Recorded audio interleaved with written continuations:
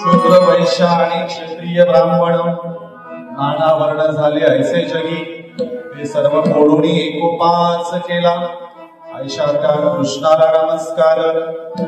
ते सर्व मोडून एकोपाच केला ऐशा त्या नमस्कार. जेव्हा एक रूप काला झाला, जेव्हा एक रूप काला झाला, तेव्हा वाटला सर्व गोड. ते सर्व मिळून एकोपाच केला ऐसा त्या कृष्णाला नमस्कार. त्रिगुणाचे पार जो पुरुष गेला, त्रिगुणाचे पार जो पुरुष गेला, त्याचाच हा काला गळ्या म्हणे. जेव्हा एक रूप काला झाला, तेव्हा वाटला सर्व गोड. विठाला विठाला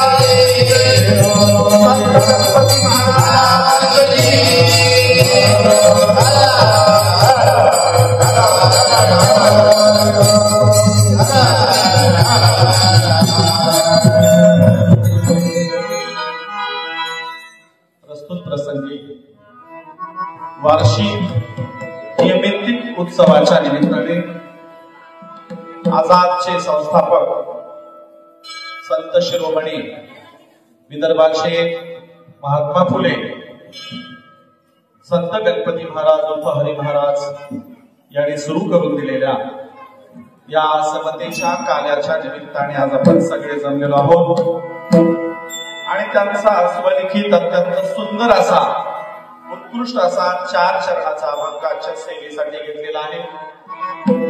अभंगाचा शब्दशः अर्थ असा होतो की आपल्या अवतीभोवतीच्या जगामध्ये विविध वर्ण झालेत. पहिल्या चरणात त्या वर्णाचा उल्लेख आलाय, शूद्र वैश्य आणि क्षत्रिय ब्राह्मण असे 4 वर्ण आपल्या अवतीभोवती आहेत. आणि या वर्ण व्यवस्थेमुळे एकूण समाजाचं देशाचं वाटलं झालंय. म्हणून महाराज सांगतात की ही जी जन्मावर आधारलेली वर्ण व्यवस्था होती ती मोडण्यासाठी जगातला पहिला जो गोपाळ काला झाला, जातीअंताचा काला झाला, समतेचा काला झाला, तो भगवान श्रीकृष्णाने गोकुळच्या बाजूच्या डोंगरावर केला.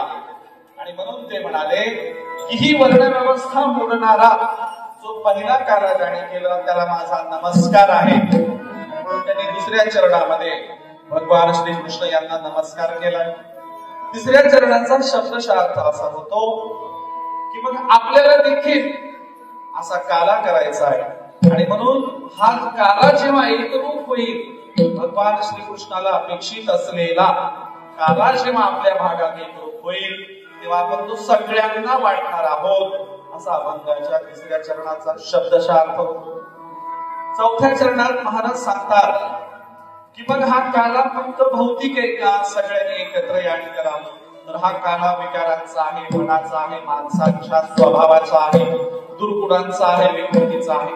या 3 गुणांच्या सत्व रजत तम या 3 गुणांच्या पार जो जाईल त्याचाच हा आमचा काला आहे. आमचा काला व्यापक आहे. आणि म्हणून त्या व्यापक कार्याबद्दल अभंगामध्ये हरी उर्फ गणपती महाराजांनी आपल्याला उपदेश केलाय, मार्गदर्शन केले, मार्ग दाखवलाय. त्यावर आपली आजची सेवा आहे हा अभंगाचा शब्दशः अर्थ. समोर बसलेले सगळे भाविक भक्त आझाद संप्रदायाची आझाद परंपरेचे एकूण अनुयायी वैचारिक लोक आमच्या मायमावल्या सगळ्यांच्या समक्ष ही कीर्तनाची सेवा पूर्ण होती। एकदा सगळ्या संतांना अभिवादन करू आणि मग अभंग सोडूया। पांडुरंगा करू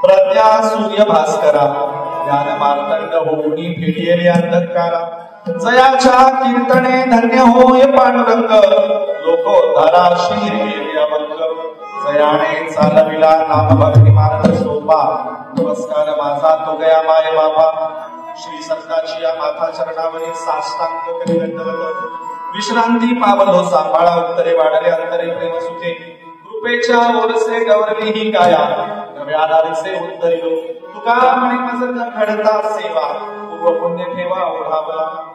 प्रस्तुत प्रसंगी आपण अत्यंत ऐतिहासिक सोहळ्याचे साक्षीदार आहोत आणि या ऐतिहासिक सोहळ्यातला हा तिसरा टप्पा आहे। तुम्ही म्हणाल बाकीचे दोन कोणते टप्पे, तर ओझरचा उल्लेख मी केला की जगातलं पहिलं जातीअंताचं काला आणि जातीअंताचं समतेचं कीर्तन जर कोणी केलं असेल तर ते कृष्णाने केलं। भगवान श्रीकृष्ण त्या गोपाळच्या बाळ गोपाळांना घेऊन मथुरेच्या डोंगरावर गेलेले आहेत आणि बाळ गोपाळांना घेऊन मथुरेच्या डोंगरावर गेल्यावर दुपारची वेळ आहे। सकाळच्या पहिल्या पहाऱ्यात गाई गुरढोरं चारली, गाई गुरढोरं चारल्याच्या नंतर दुपारची वेळ झाली आहे आणि एका उंच दगडावर भगवान श्रीकृष्ण उभं राहिले। समोर सगळा बाळ गोपाळांचा मेळा आहे आणि कृष्ण म्हणाले, वडद्या आज काय आणलंस रे जेवायला? वडद्या म्हणाला, कढी आणली, कढी भात। पेंड्याला विचारलं, पेंड्या तू काय आणलंस रे? पेंड्या म्हणाला, भाकरीचा चुरा आणला। मग सुदाम्याला विचारलं, सुदाम्या तू काय आणलंस रे? माझ्या घरी काय असणार आहे, मी कोरडे पोहे आणले। एकाला विचारलं, तू काय आणलंस रे? अहो मी दही आणले नुसतं।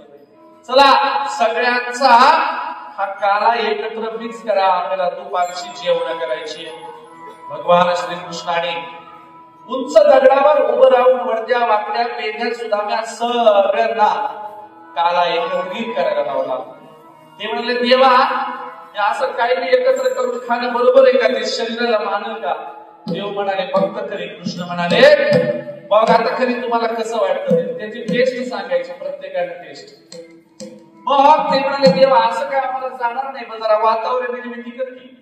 आणि मग कृष्ण दगडावर उभं राहिले, मथुरेच्या बाजूच्या उंच डोंगरावरच्या दगडावर उभं राहिले आणि आपल्या सगळ्या बालगोपाळांना कार्याचं महत्व सांगितलं। ते म्हणाले, वडद्या वाकड्या पेंढ्या सुदाम्यांनो ऐका रे, इथं दोन प्रकारच्या वर्ण व्यवस्था आहे। एक ब्राह्मणांनी जन्माला घातलेली वर्ण व्यवस्था आणि एक माझी वर्ण व्यवस्था, कृष्णाची वर्ण व्यवस्था। तेव्हा तुझी कोणती आहे रे? आणि ब्राह्मणांची सांगतो, ब्राह्मणांची कोणती आहे? ब्राह्मण, क्षत्रिय, वैश्य आणि शूद्र। आणि ही वर्ण व्यवस्था जन्मावर आधारलेली आहे। ब्राह्मणाच्या घरात नालायक जन्माला आला तरी तो कोण? ब्राह्मणच।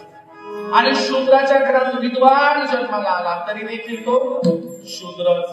कृष्ण म्हणाले, मला काही हे पटत नाही, मला काही हे मान्य नाही। माझी पण एक वर्ण व्यवस्था आहे। कोणती? चातुर्वर्ण्यम माया सृष्टम गुणकर्म विभागशः। हे बघा रे, माझी पण एक वर्ण व्यवस्था आहे, पण ती मात्र गुणकर्मावर आधारलेली आहे। माझ्या वर्ण व्यवस्थेनुसार शूद्राच्या घरात विद्वान जन्माला तर आम्ही त्याला ब्राह्मण मानणार आणि ब्राह्मणाच्या घरात नालायक जन्माला तर आम्ही त्याला शूद्र मानणार। आमची वर्ण व्यवस्था गुणकर्मावरची आधारलेली आहे। संत रविदास महाराजांनी याच गुणकर्माच्या वर्ण व्यवस्थेचा उल्लेख केला। संत रविदास महाराज म्हणाले, ऐसा चाहू राजमय जहाँ सबल को मिले अन्नम छोटो बडो सब संग बैठे रैदास रहे प्रसन्न मला एक असं आदर्श राज्य हवंय जिच्यात सर्व जाती धर्म पंथाचे लोक गुण्या गोविंदाने नांदतील एकत्रित बसतील एकत्रित उठतील अशा समतेच्या राज्याची गुणकर्मावरल्या राज्याची संकल्पना रविदास महाराजांनी पुढे ठेवली. ते म्हणाले रैदास ब्राह्मण पूजिए जो हो गुणी पूजिए चरण चांडाल के जो हो गुण परवे. शूद्राच्या घरात विद्वान जन्माला आला तर त्याच्या पाया पडावं आणि ब्राह्मणाच्या घरात नालायक जन्माला आला तर पाया पडायची काही गरज नाही. आणि म्हणून हा भगवान श्रीकृष्णाचा काला सगळ्या संतांनी उचलला आणि जगातला पहिला काला गोकुळच्या बाजूच्या डोंगरावर भगवान श्रीकृष्णाने केला. जगातला दुसरा काला कुठे झाला? जगातला दुसरा काला चंद्रभागेच्या वाळवंटात संत चोखामेळ्याच्या अंगणात दुसरा काला झाला. नामदेवांनी पंजाबचा दौरा केला. संत नामदेव पंढरपुरात आले, सगळे जमले आणि म्हणाले हे नामदेव आता आल्यावर मामलं घातलं पाहिजे, काला केला पाहिजे. नामदेव म्हणाले करू की. मग कुठं करायचं? कोणाच्या वाड्यावर करायचं? ते म्हणजे वाड्यावर नाही करायचा, चोखामेळ्याच्या अंगणात करायचा. अंगणात तोपर्यंत चोखामेळ्याला गावाच्या बाहेर नदीच्या पलीकडच्या तीरावर हाकलून दिलं होतं. नामदेव म्हणाले चला रे सगळे चोखामेळ्याच्या अंगणात. सगळे संत चोखामेळ्याच्या अंगणात जमले. संत नामदेवांचं कीर्तन झालं. कीर्तनात त्यांनी अभंग घेतला. अकल्प आयुष्य व्हावे तया कुळा माझी या सगळा हरिचंद्र अभंग घेतला. कीर्तन झालं. मग चोखोबरायांच्या बायकोला प्रश्न पडला का काल्याला काय द्यायचं? काल्याला नामदेव महाराज म्हणाले घरात जा, गाडग्या मडक्यात हात घाला, जे मिळेल ते आणा त्याचा काला करू. संत सोयराबाई घरात गेल्या. एका मडक्यात हात घातला मोरे निघाले, दुसऱ्या मडक्यात हात घातला साखर निघाली, तिसऱ्या मडक्यात हात घातला दही निघालं. सोयराबाईंनी चोखोबांच्या बायकोने सगळं एकत्रित केलं आणि सगळ्यांना पंक्ती बसवल्या आणि सगळ्यांना दुसरा जगातला दुसरा समतेचा काला सोयराबाईंनी आणि चोखोबांनी वाटला. असं म्हटलं जातं द्वारकेचा कृष्ण दुसराही काला घ्यायला संतांच्या पंक्तीत येऊन बसला विठ्ठलाच्या रूपाने आणि विठ्ठलाने संत सोयराबाईंचा एका अस्पृश्य स्त्रीचा काला पोट चाटून चाटून खाल्ला. विठ्ठलाच्या पितांबरावर ते सगळं पडलं आणि विठ्ठल तसाच निघून गेला. जगातला दुसरा काला संत नामदेवांनी चंद्रभागेच्या वाळवंटात अस्पृश्य मानलेल्या चोखोबाच्या अंगणात केला. आणि आता आपण चाललोय तिसऱ्या जातीयांताचा काला करणाऱ्या संत गणपती महाराजांच्या अभंगाच्या पहिल्या चरणाकडे. अभंगाचं पहिलं चरण शूद्र वैश्य क्षत्रिय शूद्र वैश्य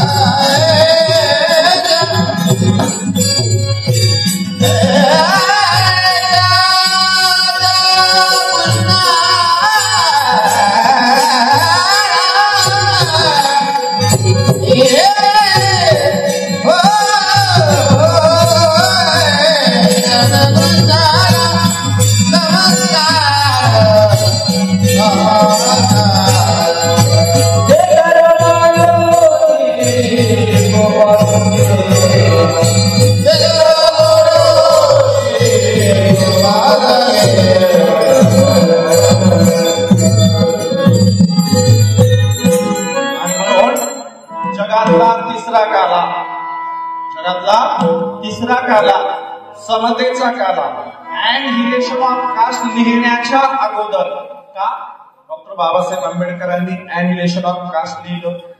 त्याच्यामध्ये अस्पृश्यता निर्मूलनाचे जातीअंताचे काही उपाय सांगितले. त्याच्यात बाबासाहेब म्हणाले अँड रिलेशन ऑफ कास्ट मध्ये म्हणाले की समतेचा काला करणं, सहभोजन करणं ही जातीअंताच्या प्रक्रियेतली प्रोसेस आहे, प्रक्रिया आहे. ज्यांनी ॲनिलेशन ऑफ कास्ट मध्ये सांगितलं सहभोजन करावं, ते ॲनिलेशन ऑफ कास्ट लिहिण्याच्या अगोदर आपल्या विदर्भामध्ये ज्योतिराव फुलेंचा वारसा चालवणाऱ्या आमच्या गणपती महाराजांनी पहिला जातीअंताचा काला केला. आधुनिक भारतातला पहिला आणि वारकरी संत चळवळीतला तिसरा कृष्ण नामदेव आणि गणपती महाराज. वारकरी संत चळवळीतला तिसरा गोपाळ काला आणि आधुनिक भारतात स्वातंत्र्याच्या पटलावर पहिला जातीअंताचा काला गणपती महाराजांनी केला. आणि हा काला करून काय संदेश दिला की आता आम्ही इथून पुढे सगळे जण समान आहोत, कोणीच लहान नाही, कोणीच मोठं नाही. हेच तुकोबरायांनी अगोदर सांगितलं. यारे यारे याण थोर यारे बलद्याण आली नर करावया पाल भवसेतू. मंडळीच्या लोकांनाही अभिमान माया पडती शन एकमेका. आम्ही कोणताही जाती अभिमान बाळगणारे लोक नाही, आम्ही एकमेकांच्या पाया पडणारे लोक आहोत. आमच्या समोर सगळे समान आहेत, सगळ्यांशी इथे आहे अधिकार. इथं सगळ्यांना अधिकार आहे. कुणाकुणाला आहे? स्त्रियांना, पुरुषांना, अजून कुणाला आहे? तृतीय पंथीयांना सुद्धा आहे. अजून कुणाला? वेश्येच्या मुलीला, वेश्येला देखील इथे अधिकार आहे. बाळे नारळ आदी सगळ्यांना अधिकार आहे. लहान लेकरांपासून वृद्ध म्हाताऱ्यांपर्यंत सगळ्यांना अधिकार आहे. इथे कुणी लहान नाही, कुणी मोठं नाही, सगळे समान.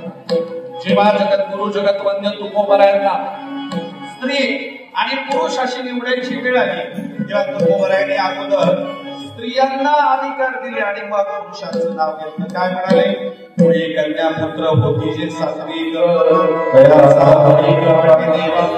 घरामध्ये अगोदर कन्या जन्माला यावी आणि मग पुरुष. गणपती महाराजांनी तेच सांगितलं. हेही म्हणाले की आमच्या ह्या आझाद परंपरेत, वारकऱ्यांच्या परंपरेत सगळे समान आहे, कुणी लहान नाही कुणी मोठं नाही. आणि म्हणून हा जातीयांताचा कायदा करायला घेताना त्यांनी पहिल्यांदा वर्ण व्यवस्था मोडण्याचं आवाहन केलं. ते म्हणाले आपल्याला मोडायचंय, ते सर्व मिळून एकोपाच केला. काय मिळून एकोपा केला? शूद्र, वैश्य, क्षत्रिय आणि ब्राह्मण ते सर्व मिळून एकोपाच केला. आणि म्हणून आता मात्र जेव्हा आमचा काला होईल तेव्हा आमच्यामध्ये कुणीही ब्राह्मण नाही आणि कुणीही शूद्र नाही. आमचा एकोपा होईल, आमचा एकोपा झालाय. आता आमच्यात कोणताही भेद उरलेला नाही. हे सांगण्यासाठी त्यांनी हा प्रस्तुत अभंग केला. आणि प्रस्तुत अभंगातून सांगितलं संतांच्या मार्गाने जायचंय. तर या मार्गाने फक्त गणपती महाराज एकटेच निघाले होते का? याच्या आधीचा हा परंपरागत मार्ग आहे. कोणता मार्ग? दावणी गेली आधी दया आणि संतती देण्याची पंथे चालू जातात आणि गुंता मोठी नाही. त्या मार्गाने गेल्यावर तुमच्या आयुष्यात कोणताच गुंता पडणार नाही. कोणत्या मार्गाने? या जातीयांताच्या समतेच्या गोपाळकाल्याच्या या मार्गाने गेला तर कोणताच गुंता पडणार नाही. पण हा मार्ग मात्र काही गणपती महाराजांनीच पहिल्यांदा आणला असं नाही, नामदेवांनी सांगितलं. तुकोबरायाने सांगितलं की आपल्याला या समतेच्या बंधुभावाच्या एकोप्याच्या मार्गाने जायचंय, जिथे कुणी लहान नाही कुणी मोठा नाही, सगळे समान आहेत. आता हे करताना तुम्हाला पूर्वीचे काही सिद्धांत मोडावे लागते, पूर्वीच्या वाटा मोडाव्या लागतील. म्हणून संत म्हणाले मोडून या वाटा सूक्ष्म दुस्तर. पूर्वीच्या वाटा आम्ही मोडल्या. का मोडल्या? त्या अवघड होत्या, कुणाला परवडत नाही, कुणाला करणं होत नाही, कुणाला झेपत नाही, अशा सगळ्या वाटा आम्ही मोडलेल्या. आता दुर्दैव असं आहे, आम्ही पूर्वीच्या वाटा मोडून देखील काही जण करतच राहतात. किती सांगा ते सोडतच नाही. आम्हाला सांगितलंय कर्मकांडाची भक्ती करायची नाही. आम्हाला सांगितलं निर्गुण निराकार चराचराच्या ईश्वराची भक्ती करायची. आम्हाला सांगितलं फारतर पांडुरंगाची भक्ती करायची.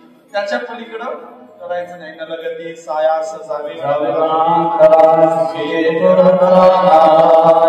आम्हाला मनात कुठे जायची गरज नाही. आईचं बैसोनी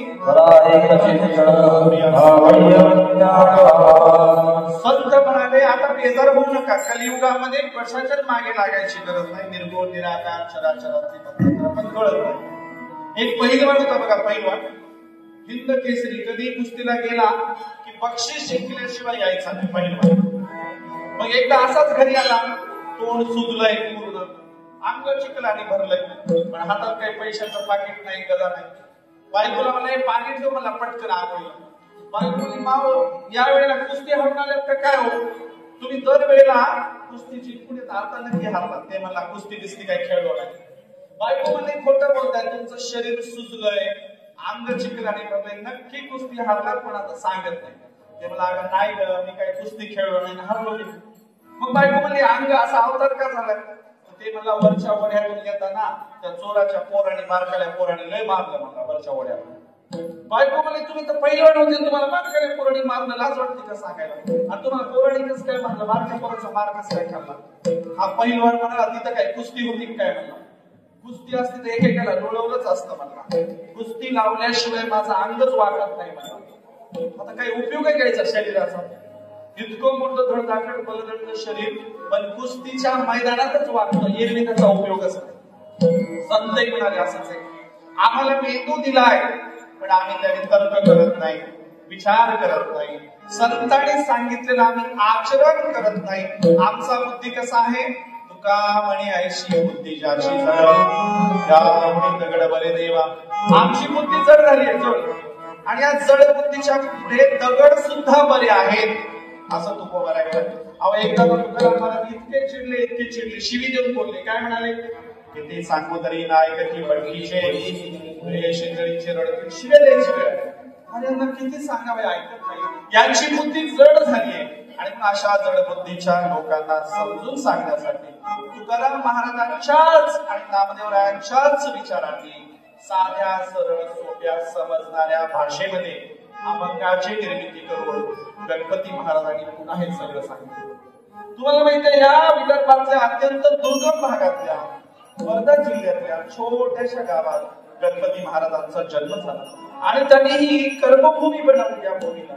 ज्यांच्या घरात पूर्वीची वारकऱ्यांची परंपरा होती, ज्यांच्या वडिलांचं नाव विठ्ठल होतं, आईचं नाव जनाबाई होतं, याचा अर्थ असा होतो घराला वारकरी परंपरेचा टच पूर्वीलाच होता. हा टच असल्याशिवाय घरात विठ्ठल आणि जनाबाई नाव ठेवणं शक्य नाही. म्हणजे कुठे ना कुठे वारकरी परंपरेची जोड कुटुंबाला होतीच.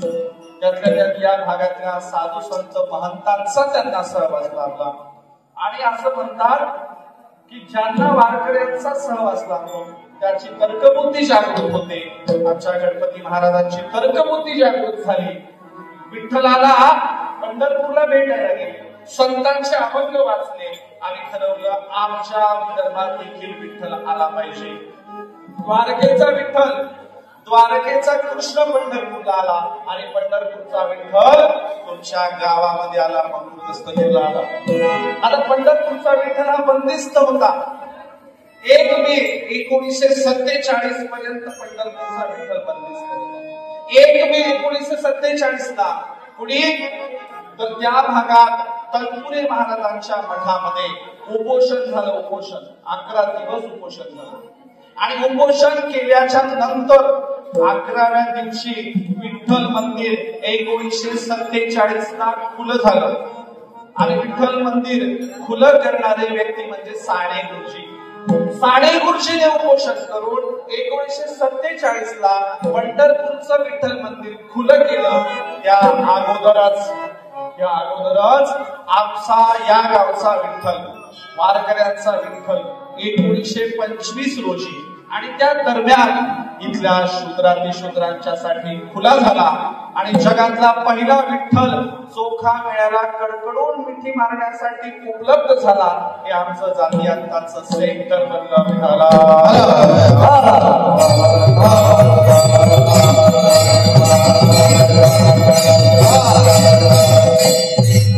म्हणून हे अत्यंत उंचीवरचं काम आहे.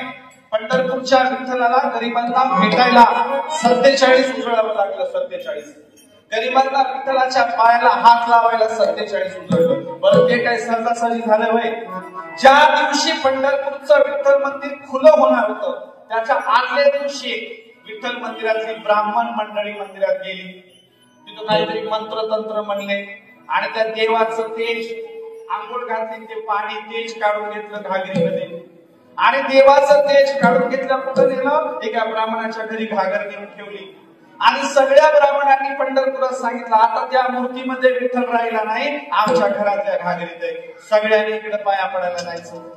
पण गणपती महाराजांच्या सारखे मानणारे वारकरी जाते कोणी त्यांच्या घरी कुणी गेलं नाही. म्हणले आमचा विठ्ठल विठेवरच आहे. कुणी तेज काढून गेलं काय काय गेलं काय आम्हाला काही फरक पडत नाही. सगळे वारकरी मुख्य विठ्ठल मंदिरात जायचे, पण मोजकेच ब्राह्मण आणि काही फडकरी, मोजकेच ब्राह्मण आणि काही फडकरी मात्र घागरीच्या दर्शनाला जायचे. घागरीच्या एका दिवशी एक बाई नैवेद्य दाखवायला गेली त्या घागरीला. विठ्ठलाची पण किती दशा दैनीय अवस्था करून ठेवली गेली. एक बाई त्या घागरीला नैवेद्य दाखवायला गेली. मांजरीनं नैवेद्य घ्यायला उडी मारली, घागरीचं पाणीच सांडून गेलं. विठ्ठलाचं तेज गेलं जिरोट सगळं. तरी डबल घागर हापशावर नेऊन भरली, पुन्हा डबल ती घागर मांडली आणि पुन्हा सांगायला लागले विठ्ठल आमच्या ताब्यात आहे. बघा अहो तुमचा विठ्ठल तुमच्या ताब्यात नाही, आमच्या गणपती महाराजांनी तो अगोदरच इथं आणला आणि सगळ्यांच्यासाठी खुला करून दाखवला. म्हणून पंढरपूरचा विठ्ठल पहिल्यांदा आमच्या विदर्भाला चरण स्पर्श करायला मिळाला. विदर्भातली लोक किती ग्रेट आहेत बघा. या भूमीने पहिल्यांदा विठ्ठल सगळ्यांना मिठी मारायला खुला केला. नाहीतर 800 वर्ष 750 वर्ष चोखा मेळ्याचे वारसदार पाहणीला तरसत होते. चोखा मेळ्याचे वारसदार अहो रमाईची फार इच्छा होती. रमाई म्हणाल्या बाबासाहेब एकदा तरी पंढरपूरला जाऊ. बाबासाहेब म्हणाले अगं रामो आपण जरी गेलो तरी ते काय मध्ये घेणार नाही, ते काय तुला विठ्ठलाचं दर्शन घेऊ देणार नाही. आपण असं करू रमाई आपलं स्वतंत्र पंढरपूर उभं करू. पंढरपूरच्या ब्राह्मणांनी बाबासाहेबांना रमाईला येण्याची परमिशन न ठेवल्यामुळे बाबासाहेबांनी विठ्ठलाचाच प्रतिरूप असणाऱ्या बुद्धाची दीक्षाभूमी कुठे उभी केली? नागपूरला. आणि दुसरं पंढरपूर नागपूरला उभं करून दाखवलं डॉक्टर बाबासाहेब आंबेडकरांनी. आता दोन्ही विठ्ठल दोनही विठ्ठल विदर्भातच आहे.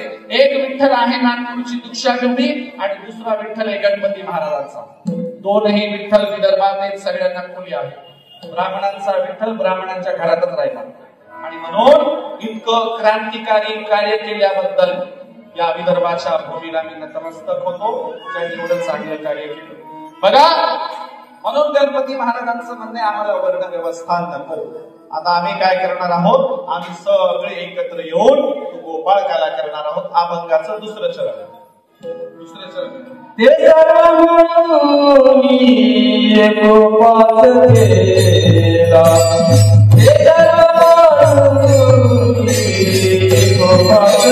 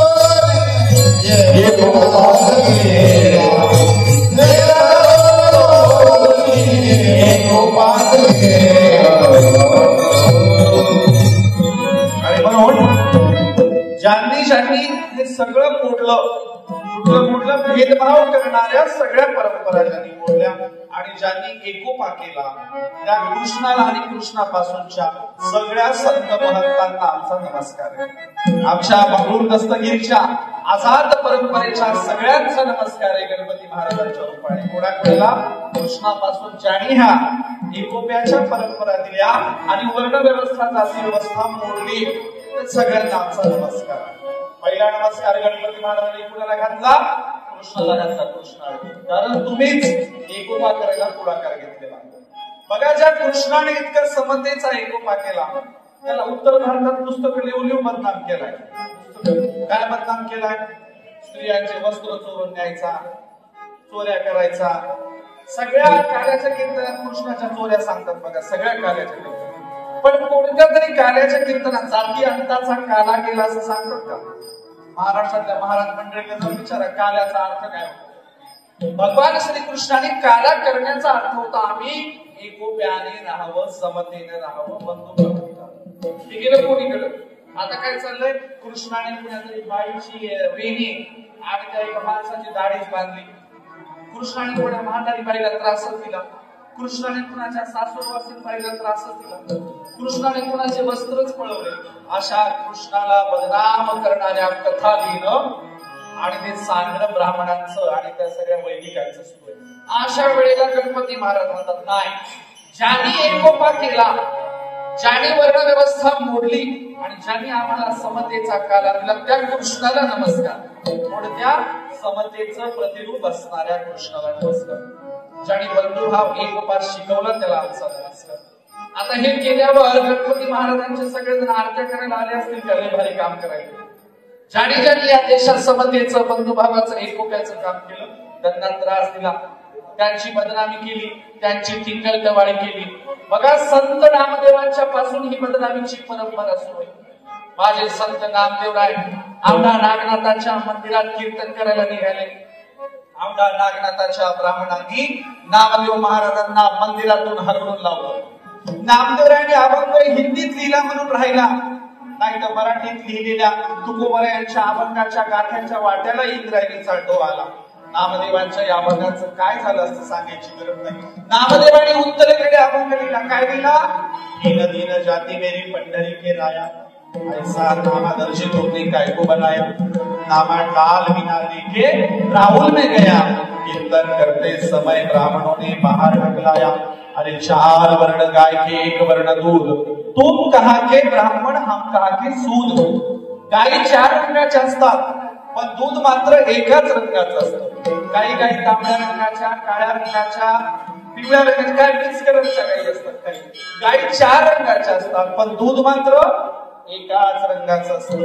मग तुम्ही कसले ब्राह्मण, आम्ही कसले शूद्र, हा पहिला प्रश्न नामदेवाने विचारला. पण मंदिरातून हकलून लावलं, मंदिरात काही घेतलं नाही. नामदेवांची बदनामी केली, अभंग नष्ट करायचा प्रयत्न केला आणि नामदेवरायांच्या पश्चात त्यांच्याबद्दल कागाळ्या कुचाळक्या केल्या गेल्या. ज्ञानेश्वर महाराजांचं तर सांगायची गरज नाही. लहान कोळ्या वयातल्या लहान 4 भावंडांना आळंदीमध्ये येण्यास बंदी होते. 4 भावंड झोळी घेऊन निघाले, झोळी फाडली, ढकलून दिलं, जमिनीवर पाडलं आणि खबरदार जर गावात आले तर म्हणाले ना. ज्ञानेश्वर महाराजांनी 4 भावंडांना हकलून दिलं. का दिलं असेल बरं? का दिलं असेल? काही कारण नाही.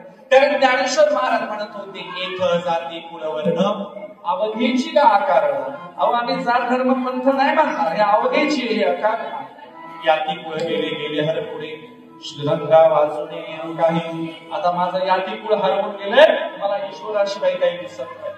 आणि म्हणून जे ज्ञानेश्वर महाराज सांगत होते, जाती कुळ वर्ण अवघेची का आकारण, त्यांना आळंदीत येऊ दिलं नाही, त्यांना त्रास दिला, त्यांची जोडी फाडली, अन्नाला महाग केलं.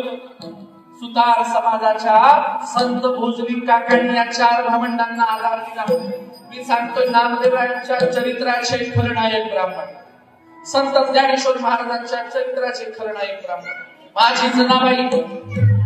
40 ब्राह्मण जनाबाईच्या वाड्यावर घुसले, 40 जण. आणि काय आरोप घातला?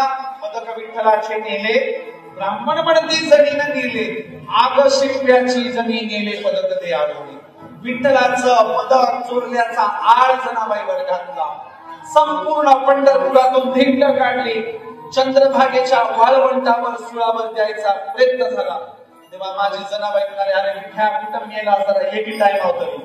अरे अरे विठ्या, मुळ मायेच्या कारड्या, तुझी नाटकी हो, तुझं मड बसून देवाच्या नावाने शिव्या घातल्या. आणि मग म्हणाली, माझ्या लेखीत येऊ नये ना, असेल त्याला असू दे. त्या जनाबाईंना त्रास दिला. पुढे तुकोबरायांचा अभंगाचा गाथा पाण्यात बुडवला. तुकोबरायांना प्रचंड त्रास दिला, अंगावर उकळतं पाणी टाकलं.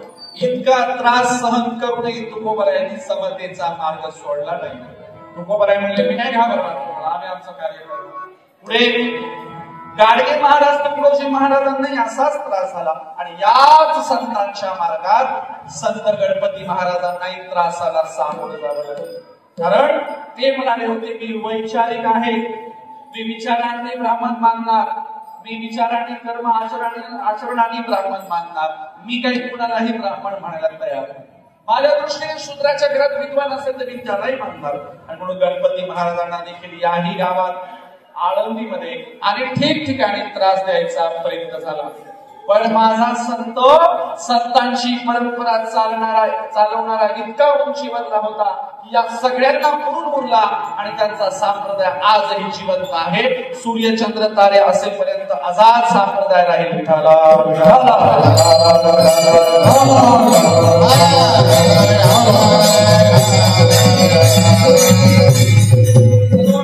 ते सर्व मोडोनी एकोपाच केला. ज्यांनी हे सगळं मोडलं आणि एकोपा केला त्या कृष्णापासून गणपती महाराजांच्या पर्यंत या सगळ्यांना आमचा नमस्कार आहे. जे जे एकोपा करतात, जे जे घरमोड्या करतात, जे जे भांडण लावतात त्यांना आमचा नमस्कार आहे. जे जे द्वेष पेरतात, जे जे हिंसेचं समर्थन करतात त्यांना आमचा नमस्कार. कदम आहे. साधं सांगतो, साधं तुम्हाला ही गादी कुणाची आहे बरं? या गादीला कुणाची गादी म्हणतात? महिला मंडळ. या गादीला कुणाची गादी म्हणतात? मी ज्या गादीवर उभं आहे त्या गादीला कुणाची गादी म्हणतात? तुमच्याकडे विदर्भात जास्त कीर्तन नसते म्हणून माहित नाही. इकडे सांगा बरं, ही गादी कुणाची? आमच्या भाषणांना तेवढं माहित आहे. तुमच्याकडे अजून वारकऱ्यांची कीर्तनकार होत नाही, येत नाही. नंतर तुम्हाला कळेल काय चालू आहे. तर बघा, या गादीला नारदाची गादी म्हटलं जातं. त्यांच्याकडून, त्या आळंदीवाल्यांच्याकडून, ज्यांना वैदिक सनातन धर्माचं पुनर्प्रकटन करायचं, ज्यांना भागवत धर्म, वारकऱ्यांचा समतेचा धर्म दाबून टाकायचा, ते काय म्हणतात? ही गादी नारदाची. माझा एक साधा प्रश्न आहे, नारदाने आयुष्यभर काय केलं बरं? काय केलं त्यांनी आयुष्यभर? एक शब्द आहे त्याला. कोणता शब्द आहे? ते तर बरोबर एक शब्द आहे बघा. कोणता? नारद. हा, ते बघा, ते म्हणतात नारदाला एक शब्द आहे, कळलाव्या नारद. नारदाला काय म्हणतात? कळलाव्या. अहो, त्या कृष्णाने स्वर्गातून झाडांना एक पारिजातकाचं आणि झाड लावलं कोणाच्या दारात? सत्यभामेच्या. आता एवढं व्यवस्थित चाललं होतं की नाही? सत्यभामेला झाड भेट दिलं. इतकं सगळं चाललं होतं नारदाला सत्यभामेच्या. आगा आगा वेडी सत्यभामा, तुला कृष्णाने फसवलं. अहो, कसं काय फसवलं? स्वर्गाची एवढी मोठी भेट वस्तू मला दिली, कसं काय फसवलं? नाही, तुला फसवलं. कोण सांगतंय? नारद. अगं सत्यभामे, दारात ये, तुला सांगतो कसं फसवलं. सत्यभामा, बघ हे झाड कोणाच्या दारात? सत्यभामा म्हणाली, माझ्या दारात. झाडाची मुळं माझ्या दारात. रोज पाणी कोण घालतं? मी घालते. झाडाचं खोड कोणाच्या दारात? माझ्या दारात. आणि फुलं कोणाच्या दारात पडतायत? जरा लक्ष दे बरं. कोणाच्या दारात पडतात? रुक्मिणीच्या. सत्यभामा म्हणाली, हे तर माझ्या लक्षात नाही आलं. अगं, देवाने कावा केला तुझ्यासोबत?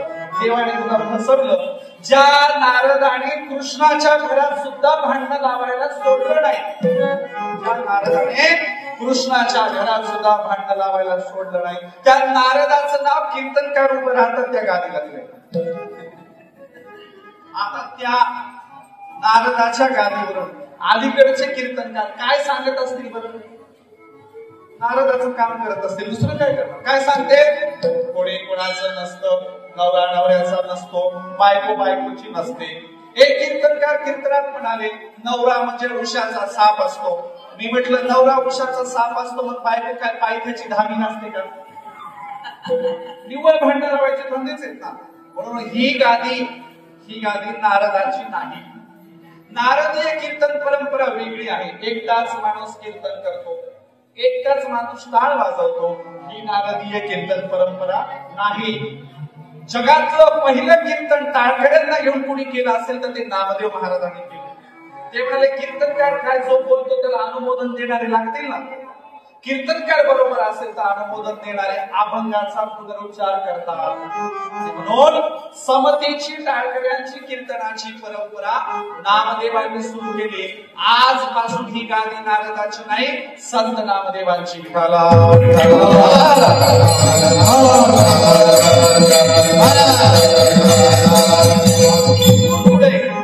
इथून पुढे आमच्या आझाद परंपरेच्या मंडळींनी या गादीला नारदाची गादी म्हणायचं नाही. कोणाशी म्हणायचं?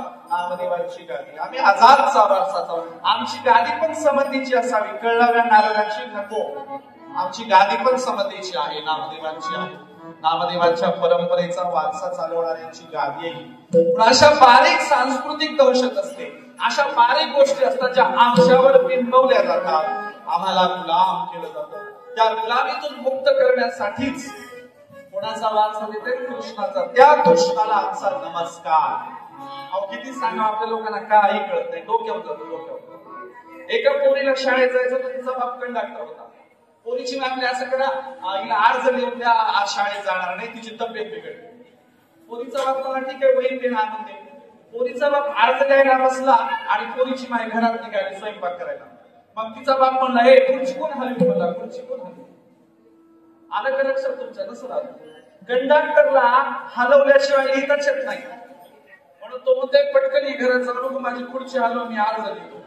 असे आमच्या बहुजन समाजाला हळूहळू जागा केल्याशिवाय, खडबडून जागा केल्याशिवाय त्याच्या डोक्यातच प्रकाश पडत नाही. तो प्रकाश पाडण्याचं काम आमचे सगळे संत करत होते. ते म्हणत होते मी तू पण करायचं नाही, त्याच्या पलीकडे जायचं. ते म्हणत होते आपला पक्का भेद करायचा नाही, त्याच्याही पलीकडे जायचं. आणि म्हणून अभंगाचा आपण तिसरं चरण बघूया. जेव्हा एक रूप तारा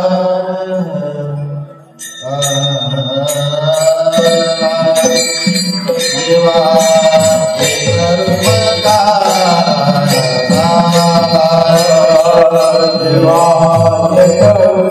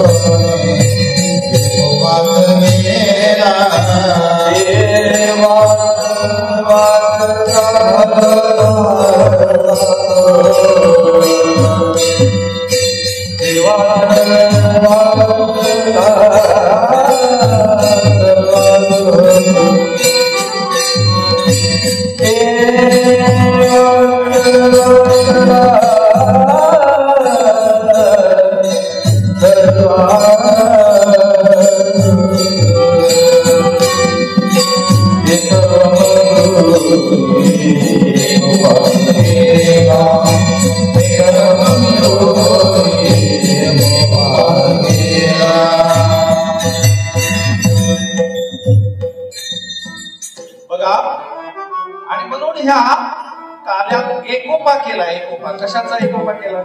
आपल्या जेवणाचा तर एकोपा केला हो, पण माणसांचा एकोपा केला, त्यांच्या स्वभावांचा एकोपा केला, भेदभाव मिटवला, समता आणली आणि सगळ्यांचा ते सर्व मिळवणे. ते म्हणजे भाकर, केवळ भाकरच नाही, भाकरीचे तुकडे नाही, सगळे ते सर्व मिळवणी एकोपाच केला, सगळ्यांचा एकोपा केला.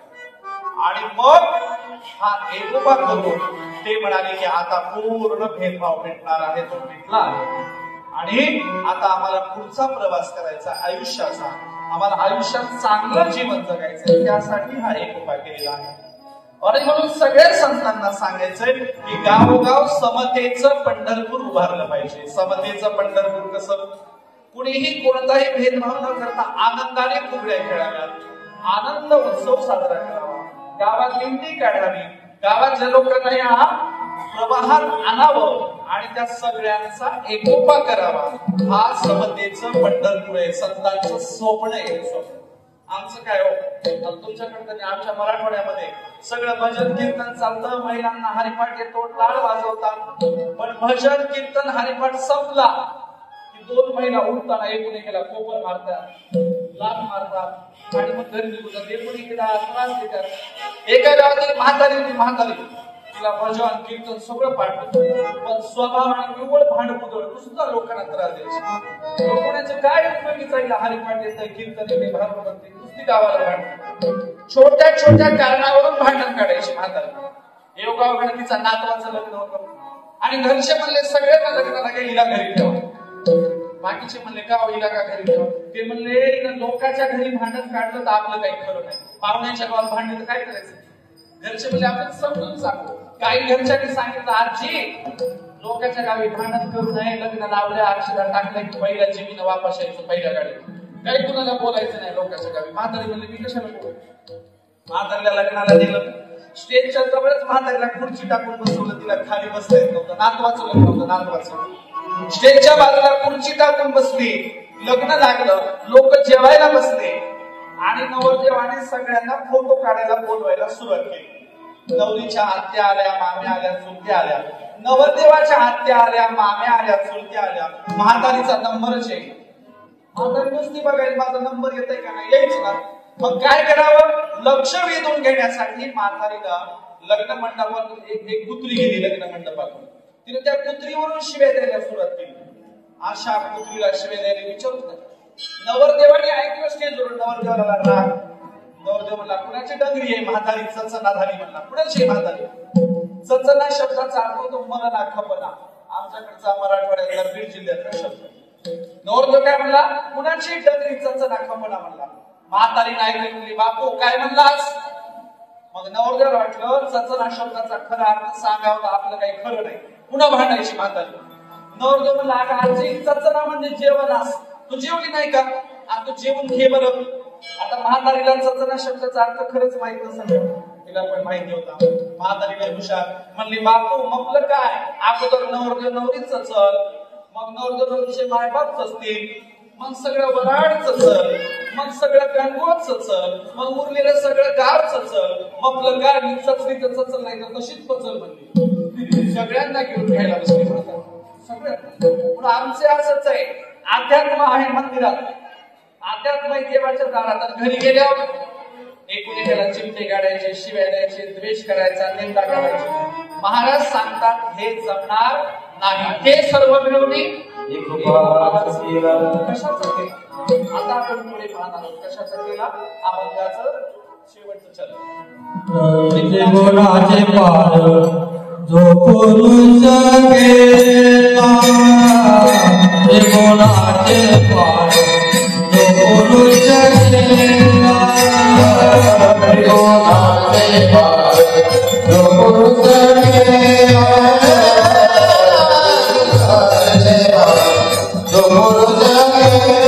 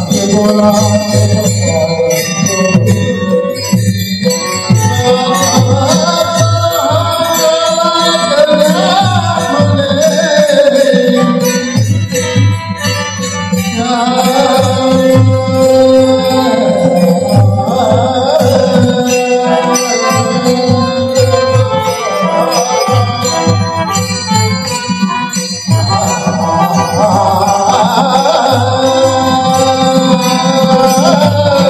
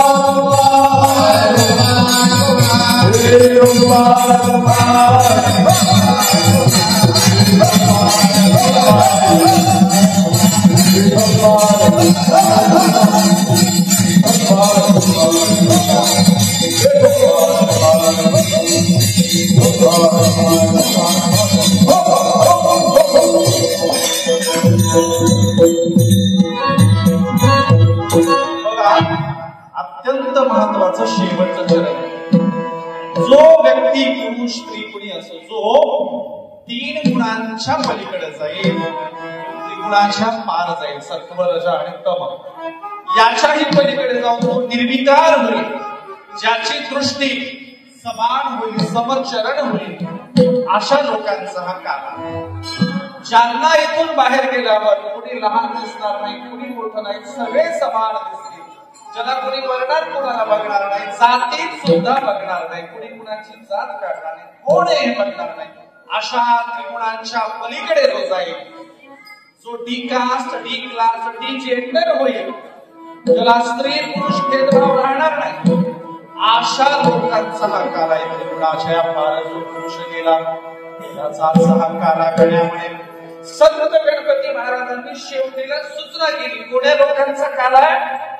जे 3 गुणांच्या पार गेलेले आहेत, अशा लोकांचा काल आहे. आणि म्हणून एक शेवटची कृष्णाच्या अवताराची एक कथा सांगतो आणि मग आजची कीर्तनाची सेवा आपण थांबूया.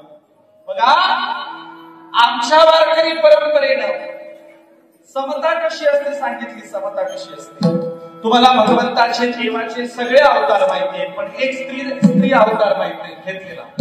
तो फार कोणी सांगत नाही तुम्हाला. वराह, कच्छ, मत्स्य सगळे अवतार माहिती, पण तुमच्यासाठी स्त्रियांच्यासाठी देवाने एक स्त्री अवतार घेतला. काय झालं? आमचे चोखोबरा एकदा पंढरपूरला निघाले. घरी स्वैराबाई बाळांपण जवळ आले, गरोदर आहेत, 9वा महिना संपत आलाय. स्वैराबाई कधी बाळांतील होतील सांगता येत नाही. अशा अवघडलेल्या काळामध्ये चोखोबरायांनी विना घेतला आणि निघाले पंढरपूरच्या वारीला.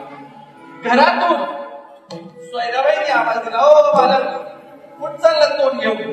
अहो, माझं बाळांपण जवळ आलंय. घरात बाळांपण करायला कुणी नाही आणि निघाला तुम्ही त्या विठ्याचं काढल्याचं तोंड बघायला. तुम्हाला त्या विठ्याशिवाय कोणी दिसतं की नाही? सारखा विठ्ठल विठ्ठल चालू असतो. स्वैराबाईंनी शिव्या द्यायला सुरुवात केली. नवऱ्याला रागावल्या, विठ्ठलाला मी शिव्या दिल्या. तेव्हा चोखोबरायांनी बाहेरून आवाज दिला, गळ्यात विना घेतला आणि चोखोबरायांनी घाली तू आलीला. बाहेरून आवाज दिला, हे बघ स्वैरा, ज्या विठ्ठलाच्या नावाने तू ओरडायलीस बाळांपण करायला कोणी तर तू माझ्या विठ्ठलावर माझा भरोसा आहे, तेच तुझं बाळांपण करायला. स्वैराबाईंनी म्हणलं, हो तुमचा काळ म्हणजे माझं बाळांपण करायला येणार आहे. हो, घरात कोणीच नाही, बाई माणूस. चोखोबा म्हणले, आता मी काय वापस येत नाही, त्याला गरज असेल तर तू ये. चोखोबराय पंढरपूरला निघाले आणि पंढरपूरच्या विटेवरून पांडुरंगाने टोलकून उडी मारली आणि सुंदर सावळ्या रंगाच्या स्त्रीचा वेश धारण केला. कुणासाठी केला? स्वैराबाईंसाठी. सावळ्या रंगाच्या स्त्रीचा वेश धारण केला, लांब भयाचं ब्लाऊज घातलं, अंगभर दागिने घातले, कंबरेला कंबरपट्टा, गळ्यामध्ये एक दागी, कानात झुंबर, 2 पिशव्या भरल्या, अशा 2 पिशव्या. आणि पांडुरंग आपल्या निर्या खोसत होता, साडी नीट करत होता. बाहेर कुठेतरी गेलेली रुक्मिणी आली आणि तिनं बघितलं मार्गाच्या विटेच्या जवळ कोणतरी बाई साडी दिसते. बाहेरूनच महाद्वारातून रुक्मिणीने आवाज दिला, आगा कोण बाई घुसली आमच्या मार्गाच्या विटेपर्यंत? घुसली तर घुसली, तिथं जाऊन साडी दिसते. रुक्मिणी जोरात पडत आली, त्या बाईचा पांडुरंगाचा मनगट हात धरला आणि बाहेर ओढत गेलं महाद्वारात. बघते तर काय आमचे मालकच आहेत, मालकानेच हा वेश धारण केला. ओ देवा, पांडुरंगा कुणासाठी चाललाय नट्टा पडता? अहो, तुमचा वराह, कच्छ, मच्छ सगळे अवतार माहिती. हे अवतार कुणासाठी घेतलाय? पांडुरंग म्हणाले, रुक्मिणी, अगं त्या मंगळवेड्याच्या गावामध्ये स्वैराबाई कळा द्यायला लागली. कळा तिचं बाळांपण जवळ आलंय आणि घरात कोणीच नाही. हा चोखोबरा माझ्या दर्शनाला निघालाय, आता मीच जाऊन ते बाळांपण केलं पाहिजे. रुक्मिणी म्हणाली, देवा, तुम्हाला काही लाज लज्जा शरम आहे का? बायाची कामं बायाने करावी, तुम्हाला बाळांपण जमणार आहे का? अहो, वराह अवतारात समुद्रात उडालेली पृथ्वी शिंगावर काढणं सोपं आहे, पण बाळांपण करणं मात्र सोपं नाही. आणा त्या पिशव्या जाते. रुक्मिणीनं पांडुरंगाच्या हातातल्या पिशव्या घेतल्या. रुक्मिणी निघाली तेव्हा पांडुरंग आडवा झाला, म्हणाला, हे बघ रुक्मिणी, तुला दुसरं कोणतंही काम सांगेल पण बाळांपणाला पाठवू शकत नाही. तुझं वागणं असं तोऱ्या ताठ्याने आहे, तुझे नख वाढलेले आहेत, तुला नीट विसानाला गरम पाणी टाकता येत नाही. एकदा मला आंघोळीला कडक कडक उकळतं पाणी टाकलं, त्याच्यात विसानाला टाकलंच नाही, मी तसाच तांब्या अंगावर घेतला, मला पोळ आले. तुला मला नवऱ्याला नीट विसानाला पाणी टाकता येत नाही, लेकराला किती गरम पाणी लागतं तुला कळणार आहे का? तुझी नख वाढलेली, त्याला आंघोळ घालताना लागायचं गळ्याला तिथं नख. मी तुला जाऊ देऊ शकत नाही. पांडुरंगाने कोणी पिशव्या घेतल्या, सुंदर सावळ्या रंगाच्या स्त्रीचा वेश धारण केला, मंगळवेळेच्या वेशीत पांडुरंग उतरला. कोणी पिशव्या घेऊन चाललाय विचारत घर. लोक म्हणायला लागले, इतकी सुंदर सावळ्या रंगाची श्रीमंताची बाई, दाग दागिने घातलेली बाई कुणाकडे आली असत? लोक म्हणले देशमुखांच्या वाड्यावर आली असत. देशमुखांचे वाडे गेले, लोक म्हणले पाटील वस्तीत आली असेल. पाटलांची वस्ती गेली, लोक म्हणले कुंभारवाड्यात आली असेल, सुतारवाड्यात आली असेल. कुंभारवाडा गेला, सुतारवाडा गेला, अस्पृश्यांची वस्ती लागली. तत्कालीन महारवाडा लागला आणि मग दुसरं तिसरं घर लागलं आणि तिसऱ्या घरावर जाऊन दरवाजावर थाप दिली, वहिनी चोखोबाची बहीण चोखोबाची बहीण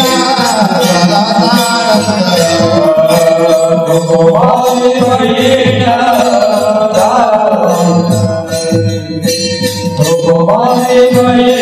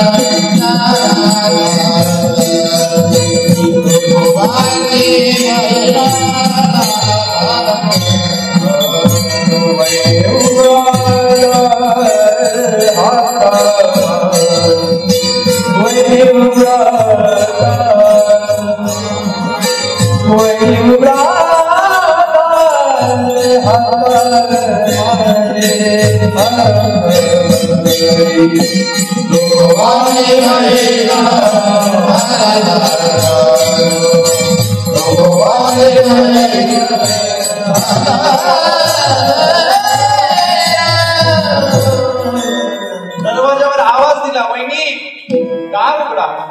2-3 वेळा आवाज दिला, दरवाजा वाजवला तरी सोयराबाई काही यायची नाही. सोयराबाई आल्या, जराशी दरवाजाची खोट काढली, दरवाजात उभारायला बघतात तर काय लख प्रकाश, दाग दागिन्यांचा प्रकाश सोयराबाईंच्या घरात पडला. सोयराबाईची अटक झाली. इतकी दाग दागिने घातलेली बाई, सावळ्या रंगाची स्त्री, वाकाई तिच्या पिशव्या भरल्याच सामानाने कुणाकडे आली बरी बाई? तोपर्यंत पांडुरंगाने सोयराबाईला बाजूला केलं, घरात बसला. खाली बसला, मातीच्या घरात, सारवलेल्या घरात, आणि पिशवीतून एक एक सामान काढायला सुरुवात केली. सोयराबाई म्हणाल्या, कोण आहात? कुणाकडे आलात? रस्ता चुकलाच वाटतं, कुणाच्या घरी जायचं? आमच्या घरी कसं काय आलात? अगं सांगते जरा, दम धरते. पण तुम्ही कोण आहात? मी तुझ्या नवऱ्याची मोठी बहीण आहे. सोयराबाई म्हणल्या, माझ्या नवऱ्याला मोठी बहीणच नाही, एकच आहे, लहानीच आहे, ती बुलढाणा जिल्ह्यात नेऊन राजाला राहते, तिचं नाव निर्मळा. माझ्या नवऱ्याला मोठी बहीणच नाही. अगं तुझ्या नवऱ्याने सांगितलं नसल मी तुझ्या नवऱ्याची मोठी बहीण.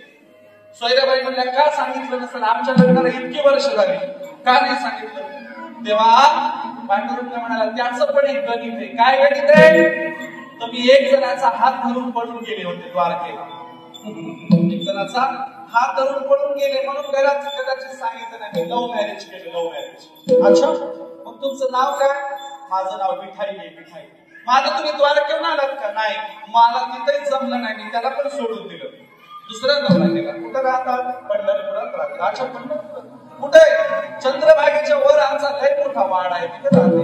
अगं एक दिंडी चालली होती, विनेकड्याचे पाय धुताना वर बघितलं तर दादा निघाला, भाऊ निघाला. दादा झालं गेलं ते सोडून जा सोयराबाईंचं बाळंतपण करायला. आमच्याकडे लय श्रीमंती आहे, बघ तुला काय काय होणार.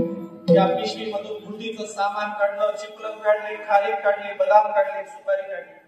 त्या बाळंतीला लागतात ते 2 मोठे लुगडे काढले, दुप्त काढलं, सगळं बाळंतीचं सामान काढलं. सोयराबाईंचं चाटक पडल्या, माझ्या बाळंतपणाला एवढी सोय. अगदी सोयराबाईंचं बाळंतपण पंढरपूरच्या पांडुरंगाने करायला सुरुवात केली. एका दिवशी सोयराबाईंच्या पोटाला हात लागतात, संत कर्मवीरा महाराजांचा जन्म झाला. विठाला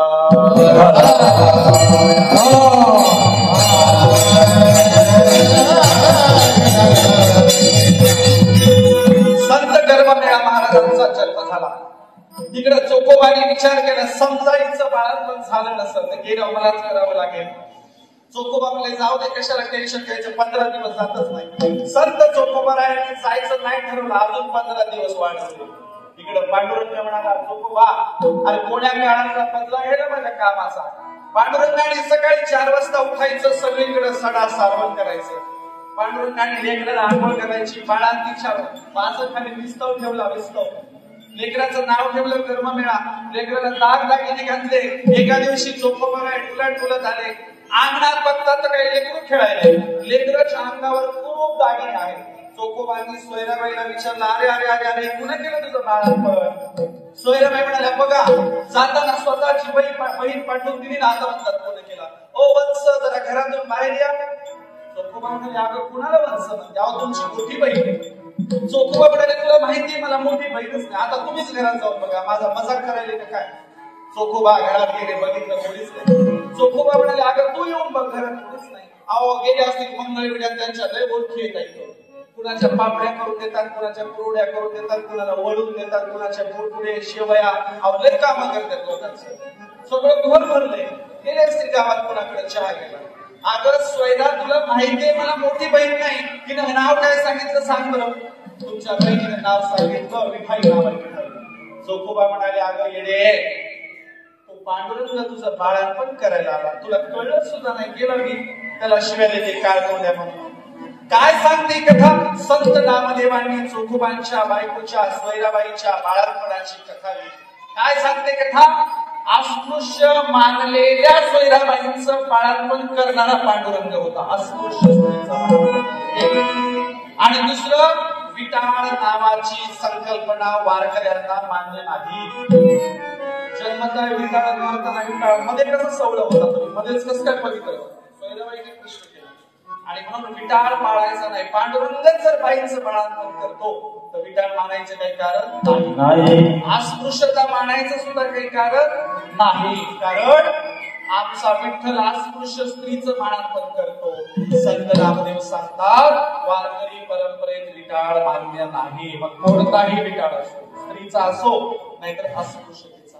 गणपती महाराजांनी देखील काला करून नामदेवांचं वचन तुकोबरायांचं वचन सत्य करून दाखवलं आणि हा जातीयांताचा काला केला.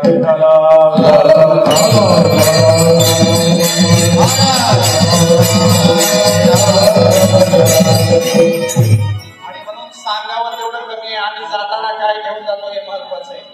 नाहीतर काही मंडळी मुंकली सोनारे इकडून तिकडे गेले वारे. किती सांगा काही लोकांना काही फरकच पडत नाही. आमच्या जीवनात फरक पडावा म्हणून हे कीर्तन होतं. हा समाधीचा काला होता. एक निर्लज्ज होता बघा. शेवटचा प्रसंग आपण थांबलो. एक निर्लज्ज होता तिजोरी फोडायला गेला. तिजोरीवर हातोडा मारणार त्याला पाटी दिसली. पाटीवर लिहिलेलं होतं कृपया तिजोरीवर अवजड वस्तूंचा प्रहार करू नये, तिजोरी मोडे फुटे फुटे.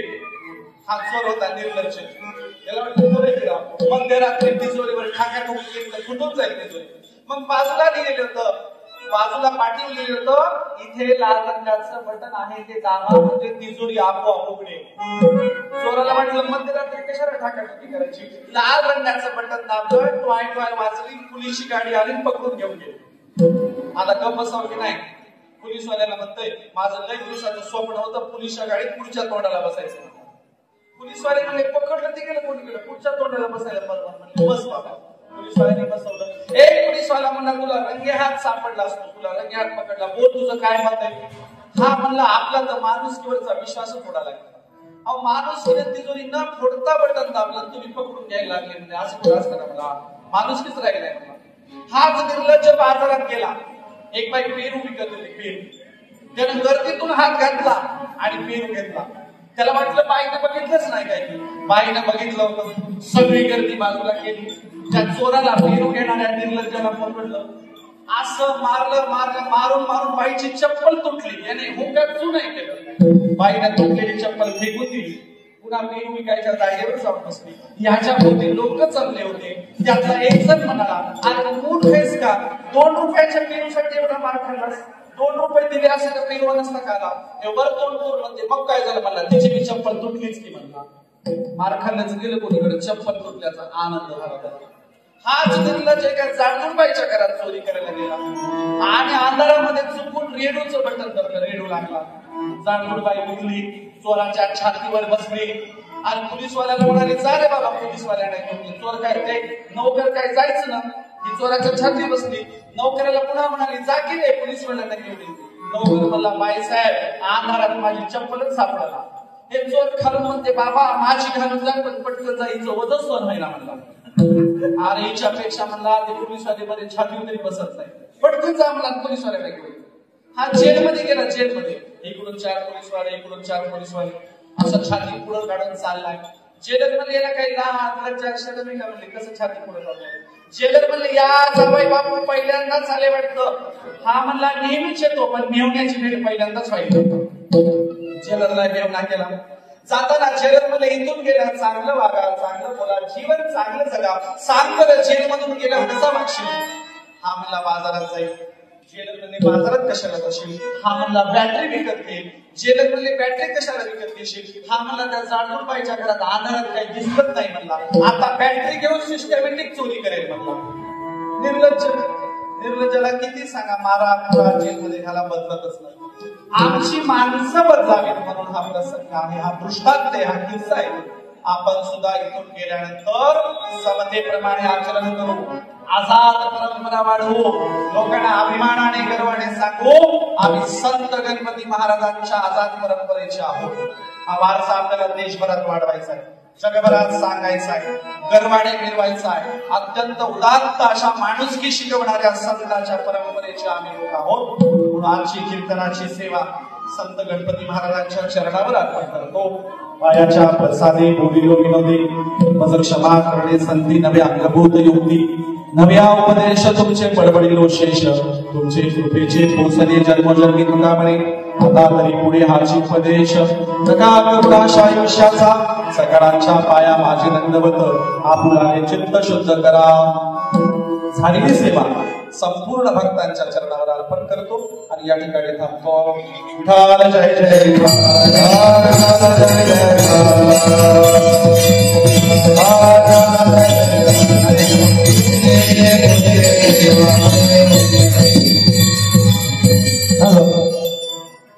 कीर्तनाचा कार्यक्रम आता आटोपलेला आहे.